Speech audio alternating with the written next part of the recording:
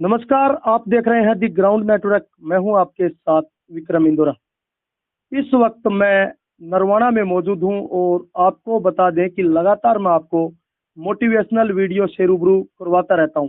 आज मैं नरवाना में पहुंचा हूं और आपको यह बता दूं कि नरवाना के अंदर माता सावित्रीबाई फुले, जो इस देश की पहली महिला अध्यापिका थी, उनके नाम पर फ्री ट्यूशन सेंटर यहाँ पर चल रहा है।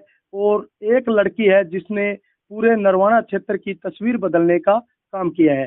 जी हाँ, मैं बात कर रहा हूँ माता सावित्रीबाई फुले ट्यूशन सेंटर की संचालक है नेहा।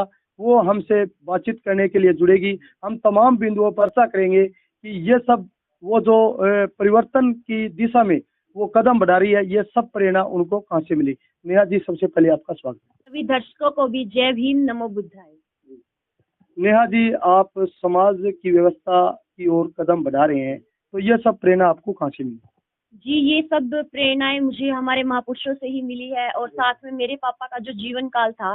मेरे पापा जब पढ़ते थे तो पापा की जो मदद है उनके टीचर्स ने की थी, क्योंकि मेरे पापा जो मेरे दादाजी थे वो बहुत ही गरीब फैमिली थी और पापा ऐसे थे कि उनके पास नहीं था कुछ भी गुजारा, तो वो अपना खुद का खर्चा खुद ही चलाते थे पापा, और साथ में उनके टीचर्स उनकी हेल्प करते। तो पापा ने ये सब देखा तो हमने भी अपने जीवन में ये देखा, और उसके साथ साथ फिर जब महापुरुषों को हमने पढ़ा, जाना, समाज में जब देखा, तब हमारी अपने आप ही इच्छा ये हुई हम भी कुछ कर जाएं, कुछ हम भी करें समाज के लिए, और इन्हीं से हमें प्रेरणा मिली। नेहा जी, आज के दौर में देखें तो लोग महापुरुषों को भूलते जा रहे हैं। कहीं ना कहीं उनका जो संघर्ष का जीवन था, उनके संघर्ष से प्रेरणा लेकर लोग आगे बढ़ने चाहिए थी, लेकिन ऐसा नहीं हो रहा है। क्या रहा कि आज महापुरुषों को लोग भूल गए? इसके पीछे सबसे बड़ा कारण तो ये है कि जो हमारे लोग हैं वो साहित्य नहीं पढ़ते, किताबें खरीद लेते हैं। ज्यादातर आज का जो दौर है सोशल मीडिया का है। जैसे अब संविधान की ही बात करें, मेरे पापा जी स्टॉल पे काम करते हैं जो साहित्य को बेचने का कार्य करते हैं।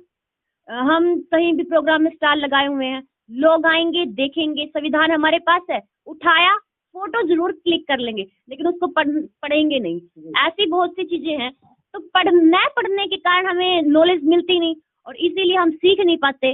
और अक्सर जो जैसे व्हाट्सएप है, एफबी है, उस पे हम किसी ने भी हमारे पास कुछ भेज दिया, वो जानकारी फॉरवर्ड करते हैं, एक दूसरे को पहुंचा देते हैं दूसरी जगह, बिना पढ़े ही हम फॉरवर्ड किए जा रहे हैं, जानकारी ले ही नहीं रहे। उससे हमारा जो सोचने की क्षमता है वो कम होती जा रही है, खुद की बुद्धि नहीं विकसित हो रही, और साथ में लोग जो है एक दूसरे से चिढ़ते हैं, मनमुटाव इतना है हमारे लोगों में, एकता नहीं है। ये सबसे बड़े कारण है। और कुछ हम कास्टिज्म को भी दे सकते हैं कि लोग जो जातिवाद के घेरे में बने रहते हैं, आपस में मैत्री भाव नहीं है, प्रेम भाव नहीं है, और सीखने की बात हम करते नहीं है, एक दूसरे को नीचा दिखाने में लगे हुए हैं। ये सबसे बड़े कारण है कि हमारा समाज तरक्की नहीं कर रहा। नेहा जी, अगर हम सामाजिक ईमानदारी की बात करें तो वो भी समाज में विकसित नहीं हो रही है। इसके पीछे के क्या कारण मानते हो आप? इसके पीछे भी यही कारण है। लालच सबसे बड़ा कारण है। लोग सिर्फ पैसा कमाने की होड़ में है, कोई भी काम करना नहीं चाहता। हमारे पास कार्यकर्ताओं की कमी है और यही खामियाजा हमें दिन प्रतिदिन भुगतना पड़ रहा है, क्योंकि हम काम ही नहीं करना चाहते। और अगर कोई काम करना चाह रहा है तो उसको हम पीछे धकेलने में लगे हुए हैं कि आखिर ये क्यों आगे बढ़ रहा है, क्यों इसको लोग जान रहे हैं। एक दूसरे को नीचा दिखाने में कब तक हम कैसे आगे बढ़ पाएंगे, यही मेन कारण है। आज के दौर में देखें तो महिलाओं को बराबर का दर्जा मिला हुआ है, फिर भी हम अखबारों के माध्यम से, टीवी चैनलों के माध्यम से सुनते हैं कि आज वहां पर उस लड़की के साथ अत्याचार हुआ, वहां पर बलात्कार हुआ। ऐसी जो तमाम घटनाएं ये देश प्रदेश में सुनते हैं। क्या मानते हो आप? जो महिला है, चूल्हे चौके से निकल करके जिनको आगे बढ़ने का मौका मिला, बराबर का अधिकार मिला, फिर भी आज के दौर में महिलाएं हैं वो शोषण रूपी जीवन अपना जी रहे हैं। क्या कहेंगे महिलाओं के बारे? एक्चुअली जो हमारा भारत देश है वो पुरुष प्रधान है, और यहाँ पर कुछ भी हो जाए पुरुष प्रधानता रहती ही रहती है। आदमी ये चाहता है कि मेरा ही अस्तित्व ऊपर रहे, और इसीलिए वो औरत को दबाने की भी कोशिश करते हैं। लड़कियां बढ़ना चाहती हैं आगे, बट उन्हें रोक दिया जाता है, उन्हें इमोशनली इतना वीक बनाया जाता है बचपन से ही। उन्हें उनके जो खेल खिलौने हैं, जैसे गुड़िया उनको दी जाती है, उनको जो खेलने की चीजें होती है ना, बचपन से उनके माइंड में ये बिठा देते हैं कि ये लड़की है। उनका पहनावा, उनके चाल चलन, हर एक चीज में ये दर्शा दिया जाता है ये लड़की है, इसको लड़कों के बराबर अधिकार ही नहीं। और इसके बजाय हम लड़कों को देखें, लड़कों के खिलौने अलग, उनका बोलचाल अलग, सारा ढंग अलग। तो लड़कों का जो कॉन्फिडेंस लेवल है वो दिन प्रतिदिन बढ़ता जाता है और इसके बजाय जो लड़कियों का है वो गिरता जाता है। और एक मेन और रीजन कि जो लड़कियां हैं, जैसे अक्सर कहा जाता है महिला ही महिला की दुश्मन होती है, महिला खुद उसको दबाती है, कहती है बेटी ये ना कर, ये ना कर, ज्यादा मुस्कुरा मत, ये हो जाएगा वो हो जाएगा, उससे पाबंदियां इतनी डाल देते हैं। अब वो लड़की जो अपने हौसले से उड़ना चाहती है, उसके पहले ही अगर इन चीजों में आकर पंख कतर दिए जाएंगे तो वो कैसे आगे बढ़ेगी? ये बहुत बड़े कारण है। आज के दौर में देखें तो जितने भी स्कूल हैं, कॉलेज हैं, यूनिवर्सिटी है, वहाँ पर माता सावित्रीबाई फुले को नहीं पढ़ाया जाता। और यही मैं मानता हूँ कि कारण है कि आज जो महिलाएं हैं वो माता सावित्रीबाई फुले को नहीं जानते। आप क्या मानते हो? जी बिल्कुल, ये कारण प्रमुख कारण है कि पढ़ाया नहीं जाता माता सावित्रीबाई फुले को, क्योंकि ना कुछ लोग ये चाहते हैं कि लोग जागृत ही ना हो, उनका दबदबा बना रहे, एक वर्ग प्रधान बना रहे और जो दूसरे वर्ग है वो नीचे दबे रहे, वही राजनीतिक सत्ता में आगे आते रहे।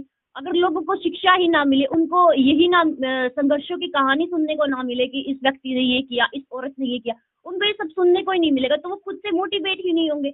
और जो वर्ग मोटिवेट ही नहीं होगा, अपने अंदर प्रेरणा ही नहीं लेगा, वो तो पीछे रह ही जाएगा। ये मेन कारण है कि इसीलिए सावित्रीबाई फुले को पढ़ाया नहीं जाता, ताकि महिलाएं उसको सुन के जागृत ना हो जाए, वो मन में ये धारणा कर ले हाँ मुझे भी इसकी तरह बनना है, मुझे भी ऐसा कुछ करना है। ये कारण है कि उनको नहीं पढ़ाया जाता। मेरा अंतिम प्रश्न है नेहा जी, आप माता सावित्रीबाई फुले के नाम से ये जो सेंटर चला रही हो, भविष्य में क्या कुछ रहेगा?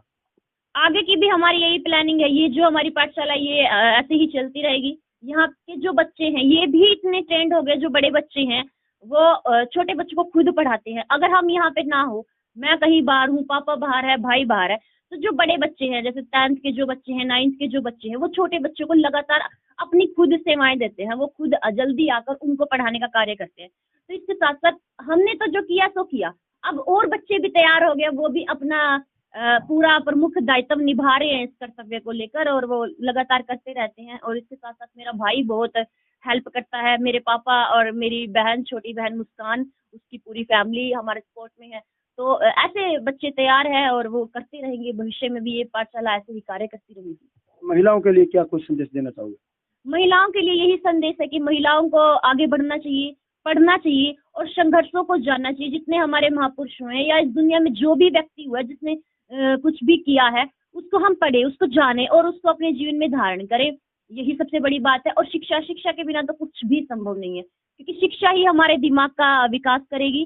तो इसीलिए बहुत आवश्यक है कि महिलाएं थोड़ा चूल्हा चौके का जो काम है वो तो हम कभी भी सीख सकते हैं जीवन में, वो तो थोड़ा समय में आ भी जाएगा।